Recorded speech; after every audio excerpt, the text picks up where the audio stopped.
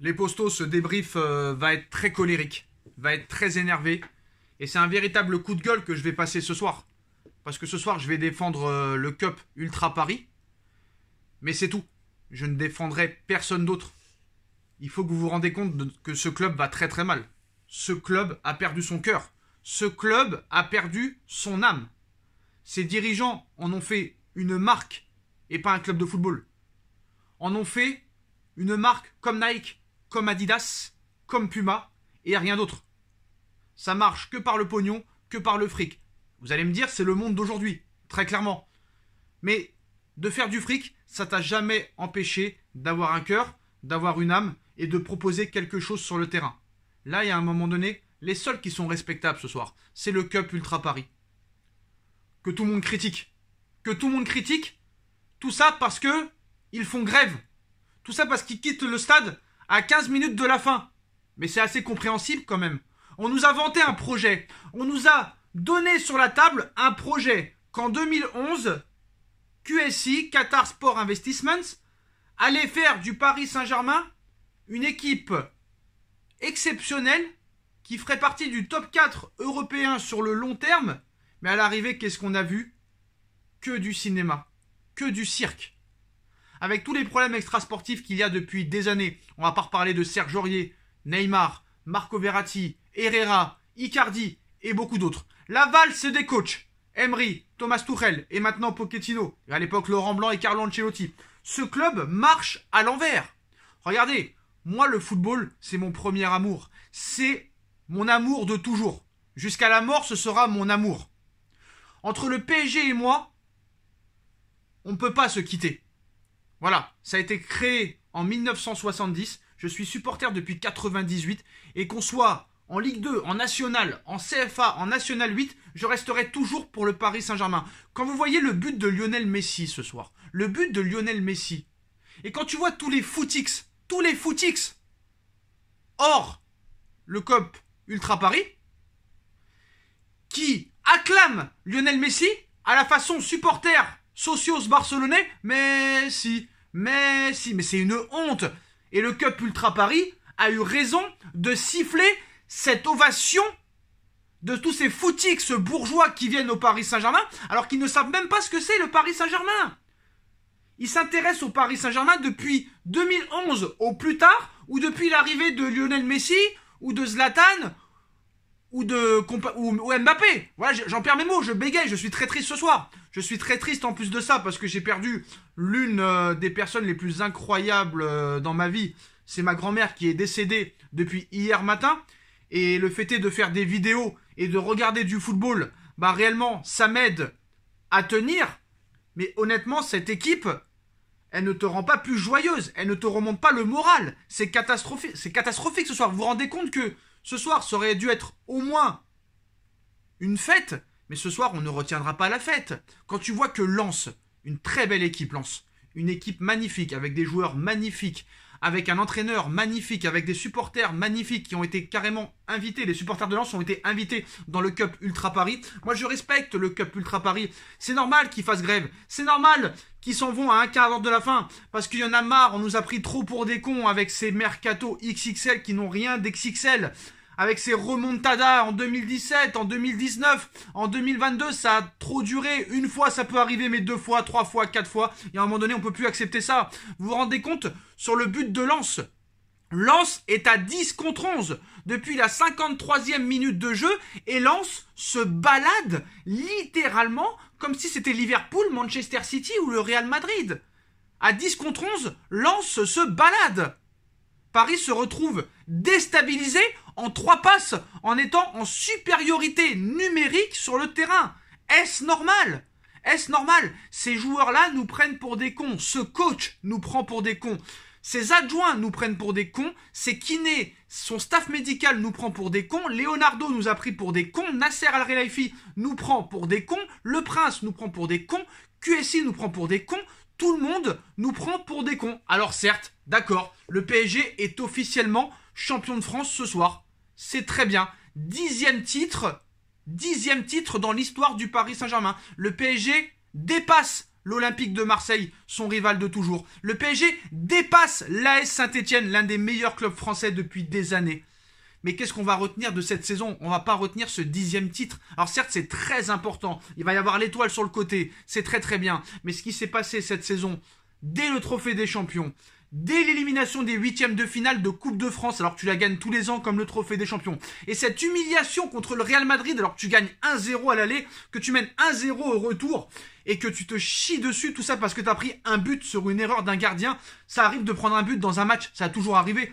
C'est pas pour ça qu'il faut arrêter de jouer. Donc à un moment donné, on nous a tous pris pour des cons. Moi, je suis à 100% derrière les supporters du Paris Saint-Germain, du Cup Ultra Paris, mais pas du tout du côté de tous ces footix, costard cravate. J'ai rien contre eux, je suis pas jaloux, tant mieux qu'ils ont réussi dans la vie, mais je ne suis pas du tout de leur côté. Après que les gamins se prennent pour des nouveaux supporters, ils ont le droit de le faire, mais tu n'as pas le droit de chanter Messi, Messi, comme le faisaient les supporters du Barça quand Messi était au Barça. Tu dois inventer un nouveau chant, tu dois faire quelque chose, mais arrêtez de sucer des joueurs qui ne le méritent pas. Je suis désolé, Messi ne mérite pas d'être encensé ce soir, même s'il a marqué un but. Je suis désolé. Voilà, je suis désolé de le dire. Ce soir, c'est une catastrophe.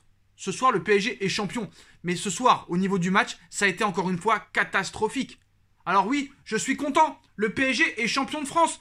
Mais pour le PSG, c'est normal d'être champion de France. Si tu n'es pas champion de France avec cette équipe, c'est qu'il y a un problème. On sait que la Ligue 1 est faible. Mais à un moment donné, on nous a tous pris pour des cons et il faut arrêter. Et moi, j'ai très peur de l'avenir.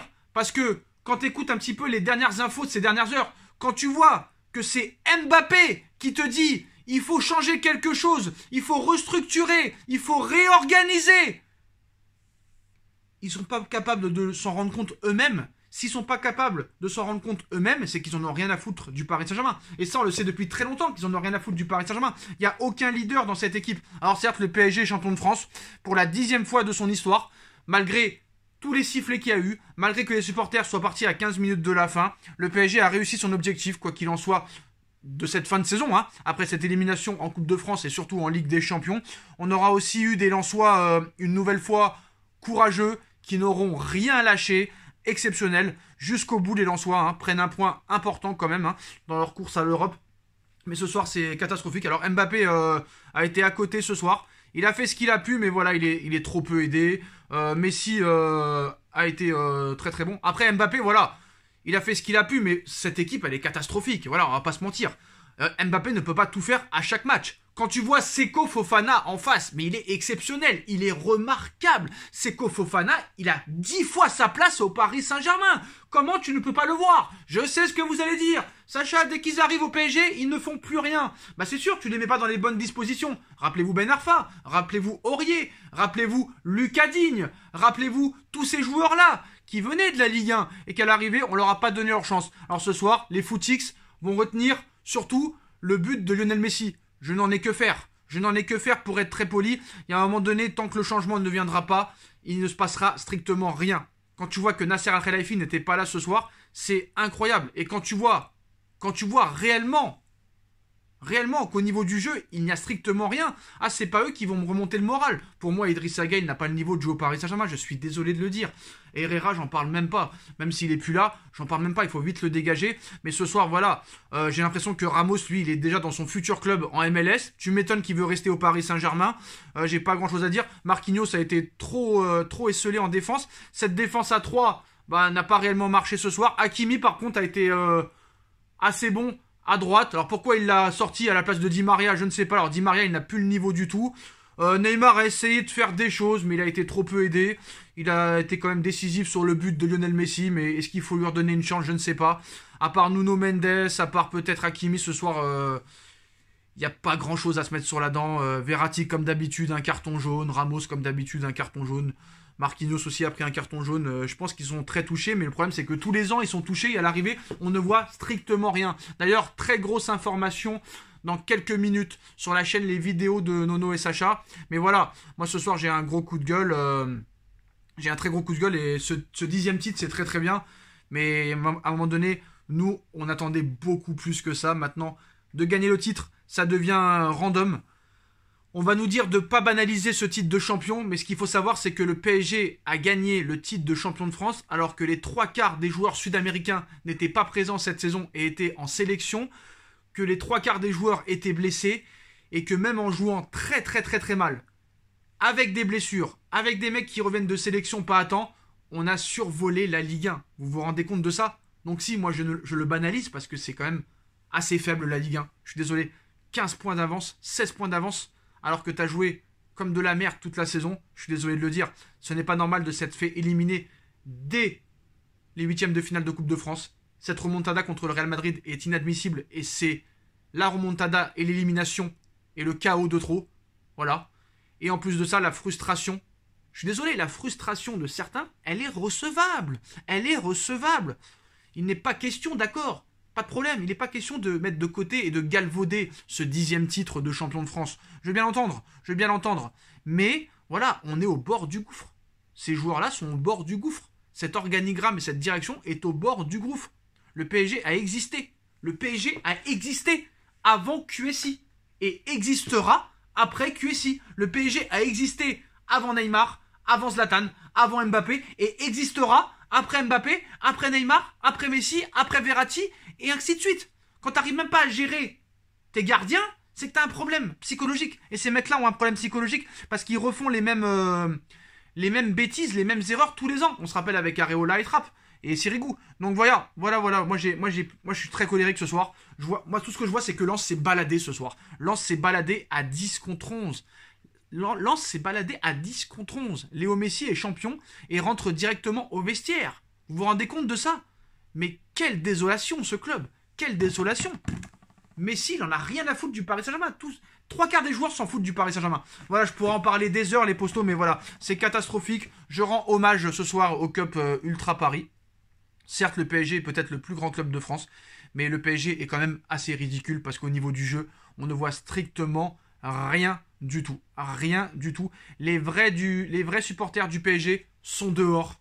Les 3/4, les vrais supporters du PSG sont dehors.